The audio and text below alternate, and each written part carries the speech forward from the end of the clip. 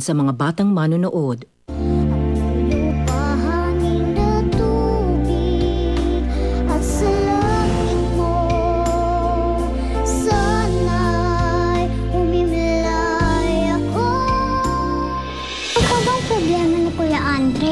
Totoo bang buntis si Mikmik at ikaw daw ang tatay? Pinabuntis lang naman niya si Mikmik. Hindi ako katulad ni Dee na si Andre lang ang inasikaso. Lahat kayo, pantay-pantay. Para sa kabutihan pala ni Rose, di pumayag ka na. Magpapakasal po ba kayo? Sinabi ko na sa kanya na hindi ko sisirain yung career niya, kaya huwag kayo mag-alala. Kinakausap ko pa siya, kinukumbinsi ko. Kung talagang mahal mo si Andre, you will not accept his proposal. Pag nagpakasal po kayo tsaka nagkaanak, makakalimutan niyo na po ako. Kahit pa may asawa na ako pa rin ang Kuya Andre mo. Pinag-uusapan ba kayo ni Mikmik? Excuse us, Susie. This does not concern you. Ako ang manager ni Mikmik. Everything about her and the band concerns me now. Dear Eric, para sa lahat ng tulong at pagmamahal na ibinigay mo sa akin, I love you, Ren.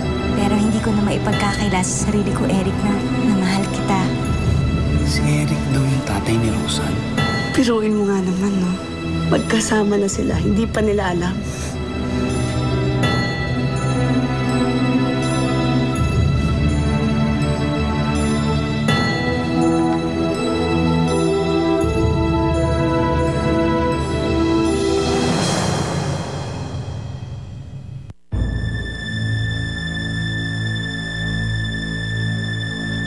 Kilala ko yun. Hindi yung makakatulog nang hindi na alam kung anong tumama sa kanya.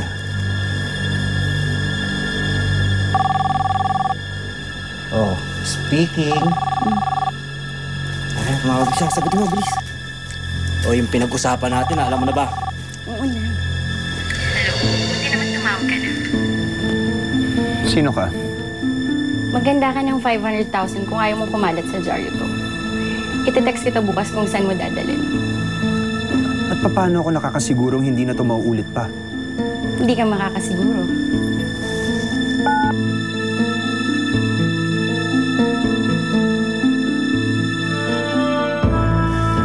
Sigurado ka walang sabit to, ha? Neka mo.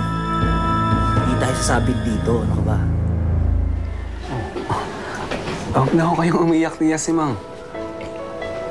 Natutuwa lang ako. Masaya nga dahil hindi na magiging tandang dalaga to si Remy eh. O paano? Kailan at saka saan ba ang kasal? Ang napag-usapan ho namin sa West na lang. Kasi konti lang naman ho imbitado eh. Alam mo, tama yun. Ang importante kasi, makasal muna kayo. Pagkatapos kunin na ninyo si Rose Ann. Oo, kinausap ko na ho si Lito. Ngayon, ang sabi ko, humanap ng ebidensya kung talagang sinasaktan ni Joe si Roseanne. Kasi pag nagkataon, kami na mismo nalapit sa DSWD. 4 bedrooms to. Tsaka may attic. Tsaka with individual comfort rooms. O, ito mga paintings ko. Ako niya tong paintings ko. Yeah. Hi! Po, lumipat na kayo kay Miss Susie? Well, that's a good decision. Ganda tong bago. Welcome to the club! Sige, eat. You are I always tell my parents this. Dito sa industriyang ito, patagalan ng labanan. Eh ano ngayon kung mas sikat ang kalaban, diba? Basta ang importante, mas tatagal, mas panalo. Sure. Tama nga, diba? Susie, may susunod na bang lilipat sa inyo? Hindi ko lang alam. Pero ang alam ko, pag dito ka sa agency ko, may bahay ka agad. Correct! Let's eat that! Uwi na ako. Nahihilo ko sa dami ng tao dito eh. We're so happy to Hindi na. Tataksi na lang ako. Sigurado ka? Eat kayo.